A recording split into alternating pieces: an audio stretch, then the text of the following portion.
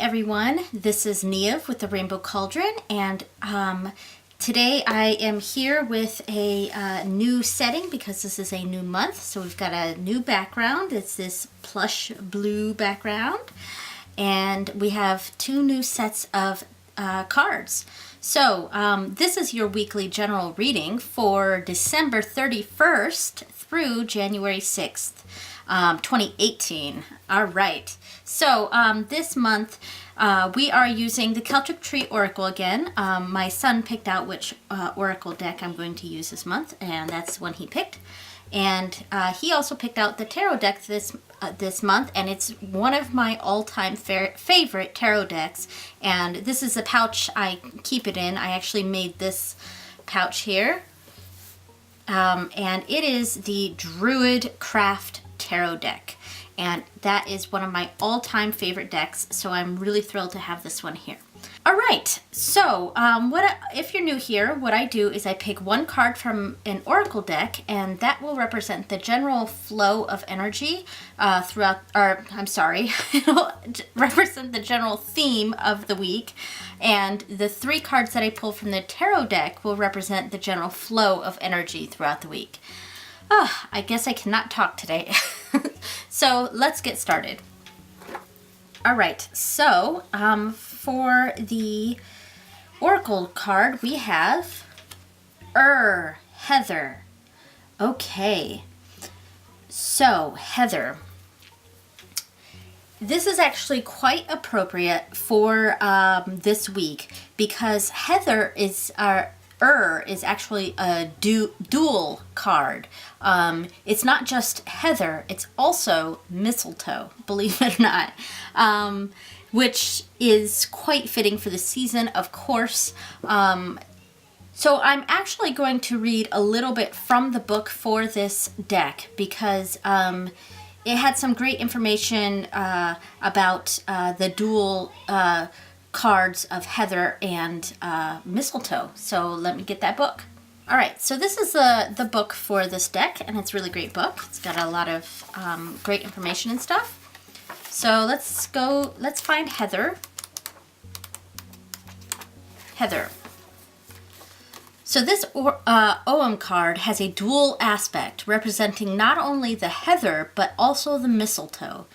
The outer meaning conveyed by heather, is the symbolic gateway linking the fertile earth and the spirit world.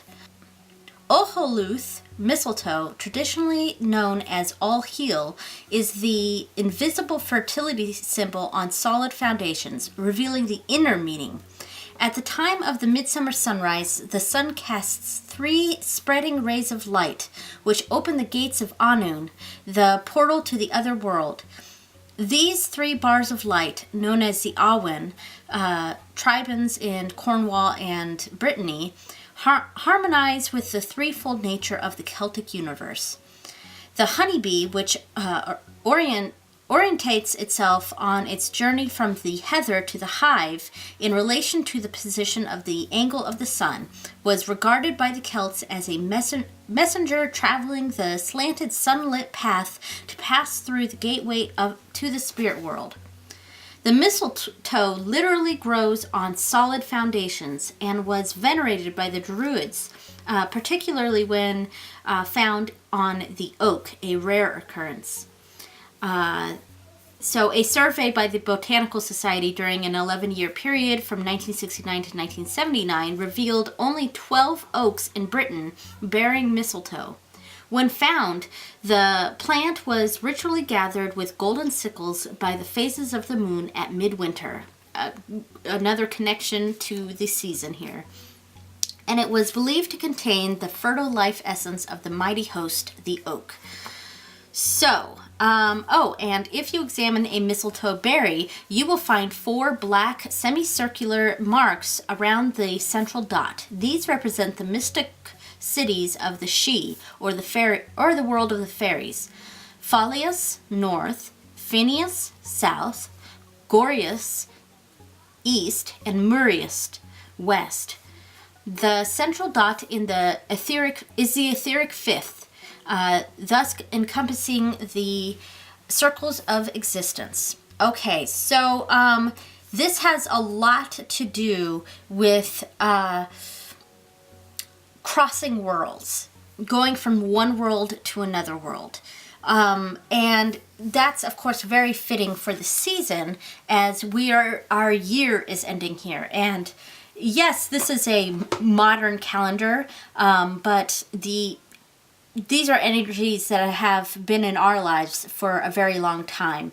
The end of the year being in December, and the beginning of the next year being in January. And plus, it's also signifying, Yule, the birth of the new world, basically, because at Yule we're celebrating the birth of the sun god. We're celebrating longer days, and so that's sort of, we're crossing into a new world.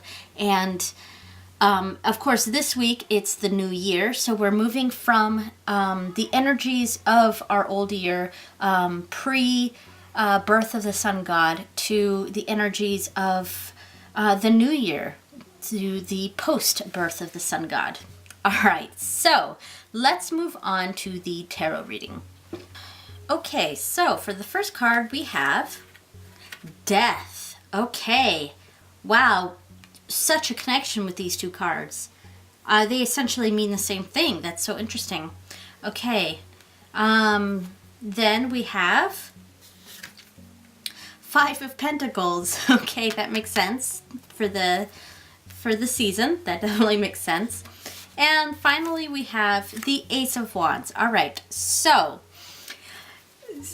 my comments here are because with the Death here, Death represents an ending of energies, moving from one world to another, transformation, which is essentially exactly what we're talking about here. We're moving from one world to another. Certain energies are ending, and we are moving on, a rebirth, as I was just speaking of Yule being the birth of the sun god, the birth of the sun. We are moving into a new phase of our life. And people are always scared of the Death card, but there's nothing to be scared of. It's just an ending of one thing and the beginning of another thing. It's just a part of life. All right, so the Five of Pentacles, this is probably the more negative card of this reading. And to me, again, it feels very fitting for the season, because here we're seeing financial burden. And what just happened? We just had the holiday season, a major gift-giving holiday. A lot of people are feeling like their wallets have been drained. We're sort of feeling a lack of financial security here. But I think this is just, it's more of a, she's definitely feeling very exhausted here. But one thing that this card also is letting you know is that you're not alone. And in most decks with this card, it features other creatures, sometimes other people as well. Here we're seeing a dog and a hare. We're seeing the dog chase the hare in the background.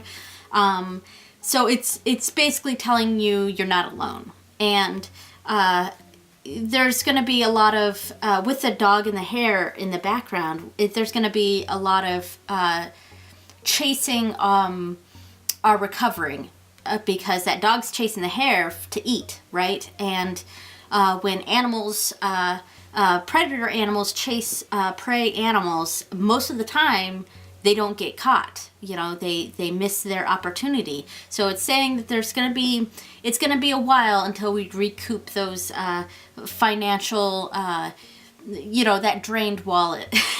We're going to recoup from that. So that's basically what this is saying. And of all the cards here, it's the most negative one, but it's also one that definitely makes sense for the time, for the season. So that leaves us with the last card, and this is a very positive card here. The Ace of Wands is a card of opportunities, new opportunities. It's a burst of creative energy, and it also is letting us know to go ahead and take chances. We're seeing the stag right here, and there's this big chasm And over here it's quite barren, and over here it's very fruitful. It's almost like spring is coming. Spring is coming. Of course, it's not going to be for a couple months, but but spring is coming. And what that's saying is, go ahead, take that leap, take that chance. Things will get better. Continue chasing that hare. And you'll eventually recoup those losses that you just experienced during the holiday season. All right, so that is our reading, the first reading of the year. So I hope you had a wonderful holiday season. I hope you have a wonderful new year. I hope you recoup those losses, and welcome to a new transformation, a new set of energies. All right, thanks for watching, guys. Blessed be. Bye.